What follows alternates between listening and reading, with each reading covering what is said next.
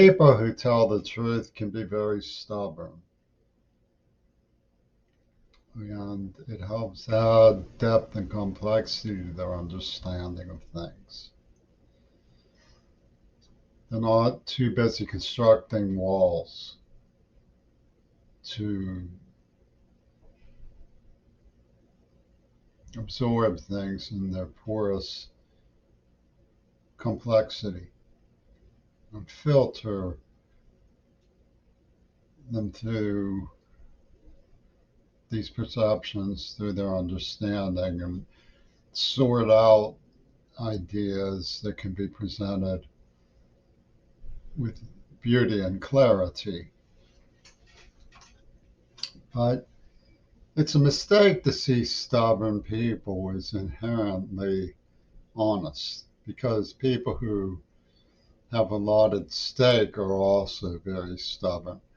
In fact, courts award victory to sadistic liars all the time, and the outcome is real estate, for example. So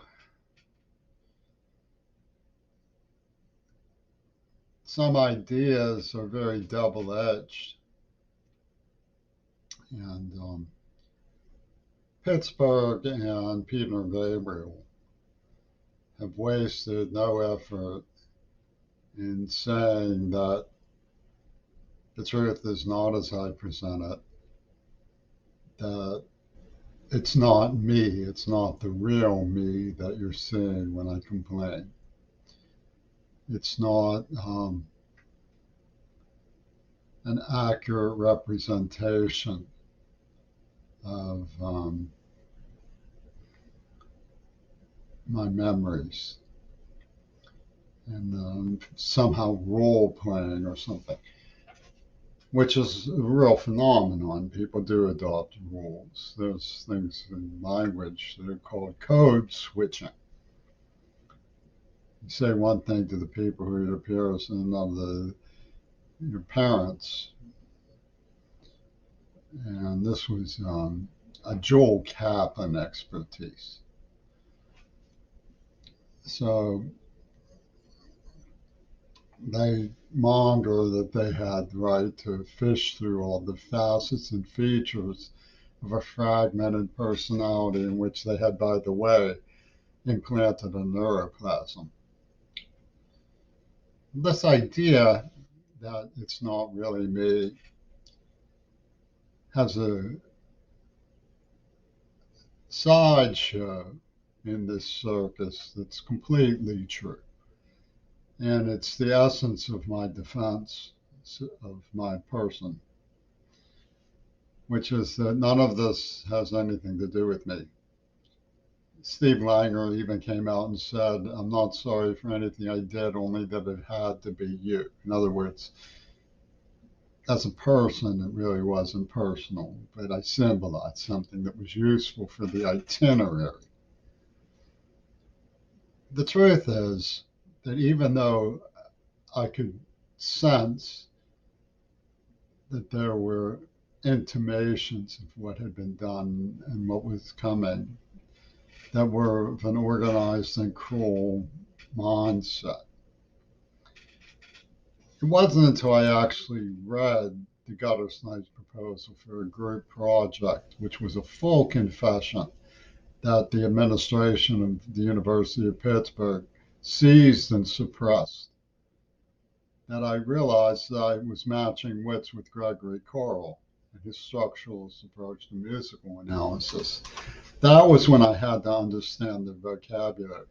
People saw a change in me because I realized what was going on, who the mindsets were, what was coming around my way, and how I had to start thinking in order to keep up with the nightmare weasels who were at work. In other words, I have never been allowed to revise or take down my blog. And I have done careful explanations that some things could use some clarification, and that its purpose is peer review, checks and balances, not hostility, not vigilantism. I've made that clear over and over again.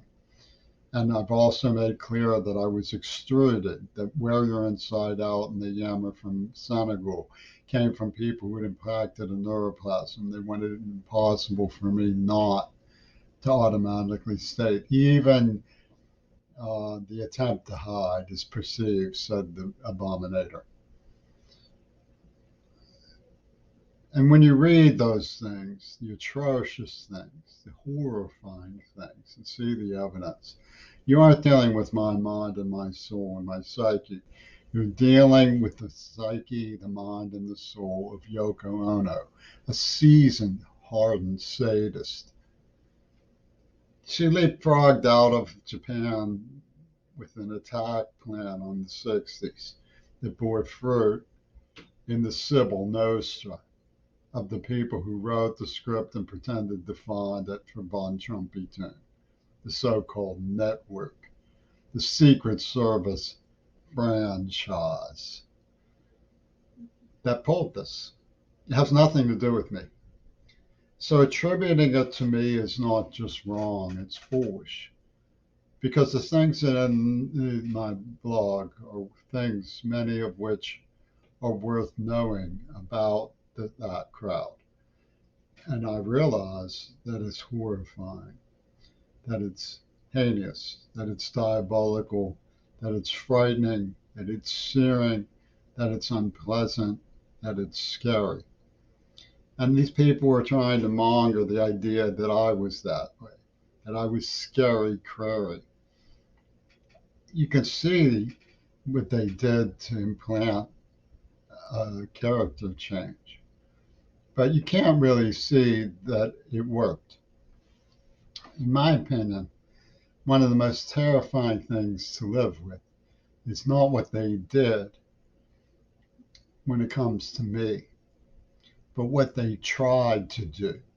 And you'll never really understand how they tried to tamper with the internal machinery of the human psyche for Hitlerian purposes without seeing what kind of cruel, sadistic mind is at work behind the scenes.